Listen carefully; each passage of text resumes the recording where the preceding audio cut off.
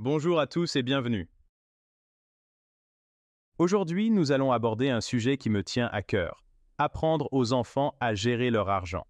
Il s'agit d'activités pratiques, de projets amusants et de moments en famille. Bien gérer son argent est crucial dans le monde d'aujourd'hui. Ces activités inculqueront les valeurs de responsabilité, de générosité et de contentement. Vous vous demandez peut-être ce qui différencie l'enseignement des finances dans une perspective chrétienne? Tout se résume à ceci: reconnaître que tout ce que nous avons appartient à Dieu. Proverbe 22, 7 dit: le riche domine sur le pauvre, et celui qui emprunte est l'esclave de celui qui prête. Nous voulons donner à nos enfants les moyens d'être des intendants avisés. Bien, parlons budget. Je sais ce que vous vous dites, le mot budget est aussi attrayant qu'une dévitalisation. Mais faites-moi confiance. Un budget n'est pas synonyme de restriction, mais de liberté. Considérez un budget comme une feuille de route pour votre argent. Il vous aide à savoir où va votre argent, à établir des priorités dans vos dépenses et à vous assurer que vous êtes sur la bonne voie pour atteindre vos objectifs financiers. Il s'agit de contrôler vos finances au lieu de les laisser vous contrôler. Impliquons les enfants avec un jeu que j'aime appeler « Qu'y a-t-il dans un budget ?» Rassemblez la famille et prenez des aides visuelles comme une affiche, des marqueurs et peut-être même de l'argent fictif. Commencez par dessiner un grand cercle sur la fiche et divisez-le en sections comme des parts de gâteau. Chaque part représentera une catégorie différente de votre budget familial: logement, nourriture, transport, services publics, dons, épargne et argent de poche. C'est là que ça devient interactif. Donnez à chaque enfant une poignée d'argent fictif et laissez-le décider à tour de rôle combien d'argent allouer à chaque catégorie budgétaire. Ce faisant, parler de l'importance de chaque catégorie et du coût réel des choses. En tant que parents chrétiens, nous voulons enseigner à nos enfants comment gérer leur argent à la manière de Dieu. Proverbe 21, 5 nous dit: « Les projets de l'homme diligent ne mènent qu'à l'abondance. » La planification et la diligence sont la clé de la réussite financière. Nous planifions comment utiliser les ressources que Dieu nous a confiées. Parler de l'importance de rendre à Dieu par la dîme et les offrandes. Le véritable contentement se trouve en Christ, et non dans les biens matériels. Rentrons dans le vif du sujet. Rassemblez la famille et prenez un tableau blanc ou une grande feuille de papier. Notez toutes les dépenses importantes que votre famille engage au cours d'un mois type. Voici le défi. Demandez à vos enfants de vous aider à classer chaque dépense dans la catégorie des besoins ou des désirs. Ils seront peut-être surpris de voir combien d'argent est dépensé pour des choses qui relèvent de la catégorie des désirs. Trouvez la liberté dans des choix judicieux. Il s'agit d'être de bons intendants des ressources que Dieu nous a données. Et cela implique de faire des choix judicieux qui correspondent à nos valeurs et à nos priorités. Proverbe 21:20 nous dit: « C'est dans ces réserves que l'homme sage trouve son bonheur. » Nous les aidons à se libérer du piège de la consommation et à connaître la joie de vivre une vie marquée par le contentement. Bien, nous avons parlé des budgets, des besoins par rapport aux désirs, et maintenant parlons de la définition d'objectifs financiers en famille. Voyez-vous, un budget sans objectif, c'est comme un navire sans gouvernail. Vous naviguez peut-être, mais vous n'atteindrez aucune destination excitante. Lorsque nous avons un objectif précis à atteindre, cela donne un sens à nos décisions financières et nous aide à rester concentrés sur ce qui compte vraiment. Maintenant, rendons ces objectifs tangibles, quelque chose que nous pouvons voir et qui nous enthousiasme. C'est là que le tableau des objectifs familiaux entre en jeu.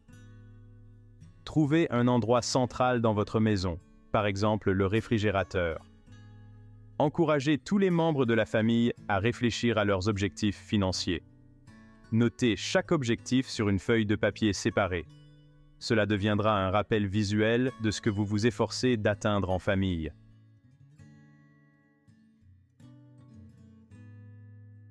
Priez pour la sagesse et la direction.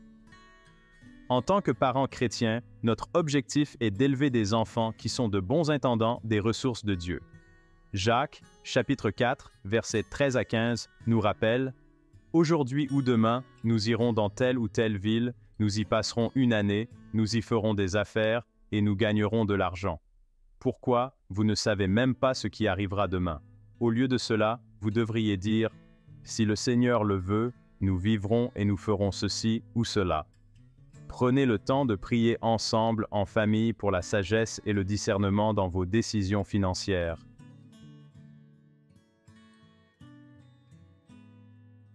Bien, chers parents, voici un principe essentiel lorsqu'il s'agit d'apprendre aux enfants à gérer leur argent, s'adapter à leur âge.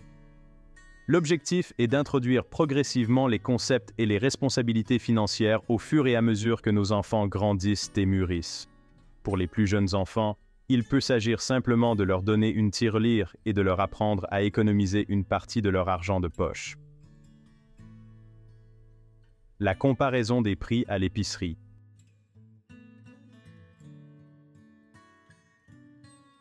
Passons maintenant à la pratique. Voici quelques exemples de tâches budgétaires adaptées à l'âge que vous pouvez confier à vos enfants. Enfants d'âge préscolaire, commencez par les bases, identifier les pièces et les billets, compter l'argent et comprendre le concept d'épargne. École primaire, présentez l'idée de gagner de l'argent en faisant des corvées. Collège, impliquez-les dans la création et le suivi d'un budget. Lycée, donnez-leur plus de responsabilités comme l'ouverture d'un compte chèque. Construire une base de confiance. Apprendre à nos enfants à gérer leur argent ne se limite pas à leur parler d'euros et de centimes. Il s'agit de leur inculquer des valeurs bibliques telles que la responsabilité et l'intendance.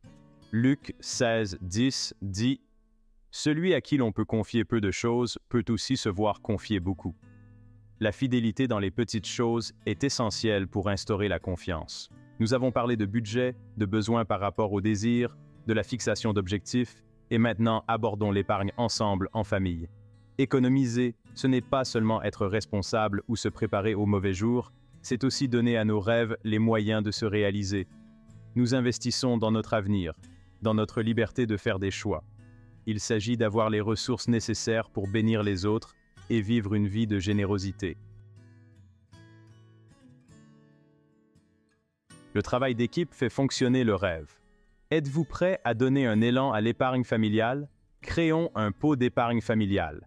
Ce n'est pas n'importe quel vieux pot, c'est un rappel visuel de ce que vous essayez d'accomplir ensemble.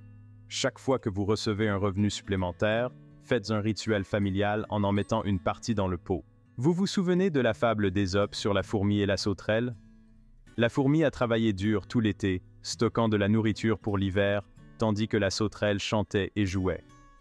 Lorsque l'hiver est arrivé, la fourmi était préparée, mais la sauterelle n'avait rien. Le chapitre 6 des Proverbes nous dit « Va vers la fourmi, paresseux, considère ses voies et deviens sage. Elle n'a ni chef, ni surveillant, ni maître, et pourtant elle prépare sa nourriture pendant l'été et amasse ses provisions pendant la moisson. » Ces versets nous rappellent que, tout comme la fourmi, nous devons être diligents et travailler dur pour économiser pour l'avenir. Lorsque nous impliquons nos enfants dans ce processus, nous leur enseignons de précieuses leçons de vie sur la planification, la discipline et l'importance de faire confiance à Dieu pour subvenir à nos besoins.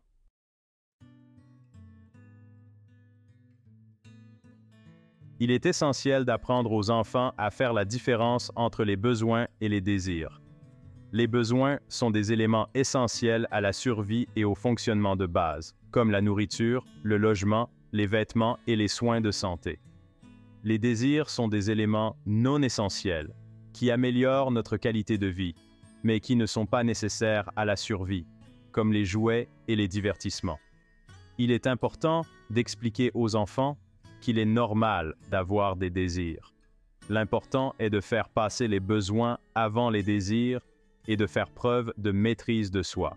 Ce faisant, ils peuvent éviter les achats impulsifs et prendre des habitudes qui conduisent à la stabilité financière et au contentement.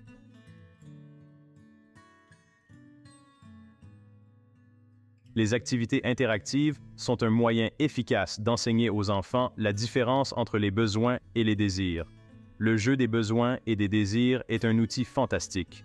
Rassembler la famille et préparer une liste d'articles variés, certains étant des besoins et d'autres des désirs. Disposez ces images sur la table et laissez à chaque enfant un moment pour les regarder. Remettez à chaque enfant 2 récipients étiquetés « besoins » et « désirs ». Demandez-leur de classer les images dans les récipients appropriés. Cette activité aide les enfants à comprendre de manière visuelle et pratique la différence entre les besoins et les désirs. L'intégration des principes bibliques dans l'éducation financière fournit une base morale solide. Paul écrit « Si nous avons de la nourriture et de quoi nous vêtir, contentons-nous de cela. » Ce verset souligne la valeur du contentement et met en garde contre la poursuite effrénée de la richesse.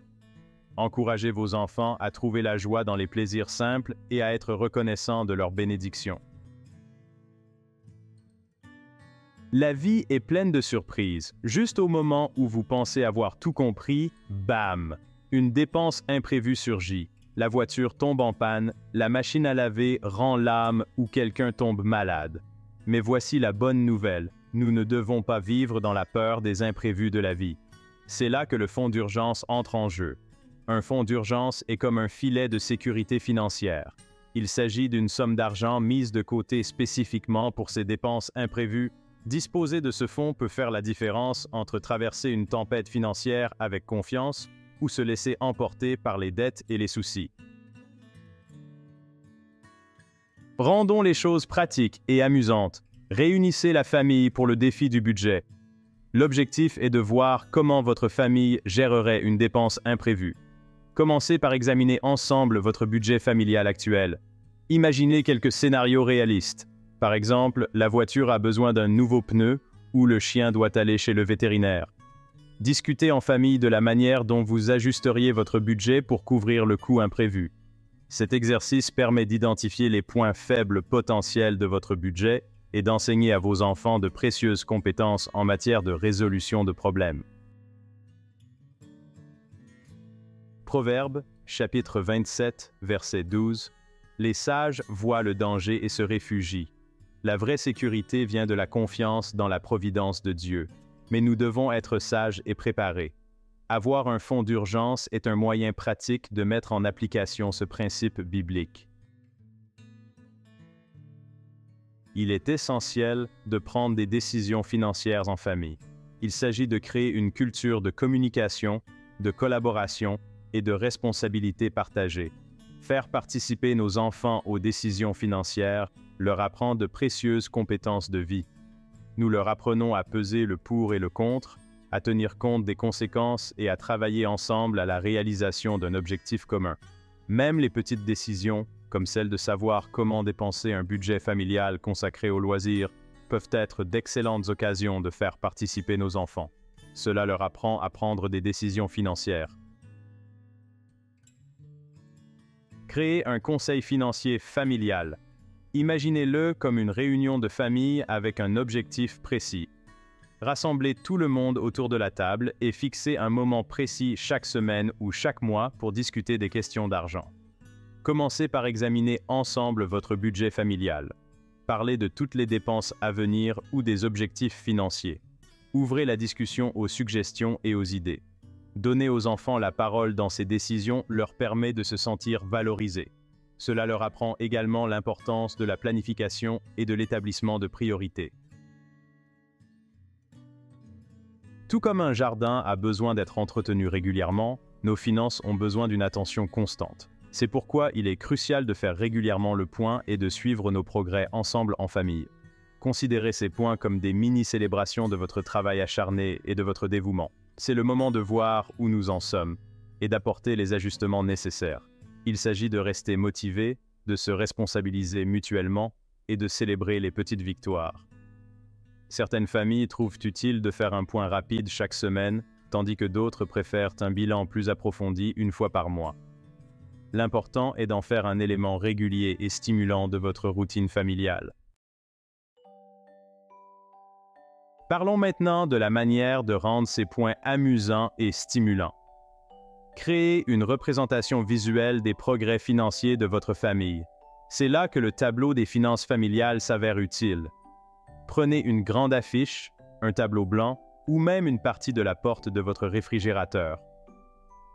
Laissez libre cours à votre créativité avec des marqueurs, des autocollants ou toute autre décoration amusante. Divisez le tableau en sections représentant vos revenus, vos dépenses, vos objectifs d'épargne et peut-être même un suivi de la boule de neige de vos dettes. Mettez le tableau à jour ensemble en le rendant visuel, interactif et enthousiasmant pour tous. Gérer son argent à la manière de Dieu ne se limite pas aux chiffres. Il s'agit de cultiver des qualités de caractère telles que la diligence, la gratitude et le contentement. Reconnaissez et appréciez les progrès que vous avez réalisés, aussi minimes soient-ils. Célébrez ces petites victoires, remboursement d'une carte de crédit, atteinte d'un objectif d'épargne ou respect du budget. Nous avons parlé de la gestion de l'argent à la manière de Dieu, budgétisation, épargne, prise de décisions judicieuses. Mais il ne s'agit pas seulement d'argent, il s'agit de la transformation du cœur. Célébrez ensemble ces étapes financières importantes. Ce sont des victoires énormes, célébrons ces moments. Rendre la frugalité amusante. Qui n'aime pas faire la fête? Surtout lorsqu'il s'agit de célébrer la responsabilité financière. Organisez une fête de la victoire budgétaire. L'important est de rendre la frugalité amusante. Section 3. 1 Thessaloniciens 5:18. Rendre grâce en toutes circonstances. Notre objectif est d'élever des enfants reconnaissants et généreux, quelle que soit leur situation financière. Cela commence par incarner ces qualités dans nos vies. 1 Thessaloniciens 5:18 nous dit de rendre grâce en toutes choses. La gratitude est un choix, une attitude du cœur. Célébrons les victoires financières en remerciant Dieu. Apprenons à nos enfants à être reconnaissants et généreux. Vivre dans un esprit de gratitude change tout. Nous passons de l'effort et du mécontentement à la paix et à la joie. Un héritage de sagesse financière. Eh bien, chers amis, nous avons parcouru beaucoup de chemins ensemble dans ce voyage qui consiste à apprendre à nos enfants à gérer leur argent à la manière de Dieu. Nous avons parlé de budgétisation, d'épargne, de fixation d'objectifs, de prise de décisions judicieuses et même d'organisation d'une ou deux fêtes de la victoire budgétaire. C'est de voir ces graines de sagesse que nous avons plantées prendre racine et grandir dans la vie de nos enfants. C'est savoir que nous les avons dotés des outils et des valeurs dont ils ont besoin pour naviguer dans leur propre avenir financier avec confiance et intégrité. Partager nos expériences, grandir ensemble, apprendre à nos enfants à gérer leur argent peut sembler insurmontable. Croyez-moi, je suis passé par là. Mais nous n'avons pas à le faire seuls. Partagez vos réflexions et questions dans les commentaires ci-dessous. Encourageons-nous et soutenons-nous mutuellement. Célébrons ensemble ces victoires, grandes ou petites.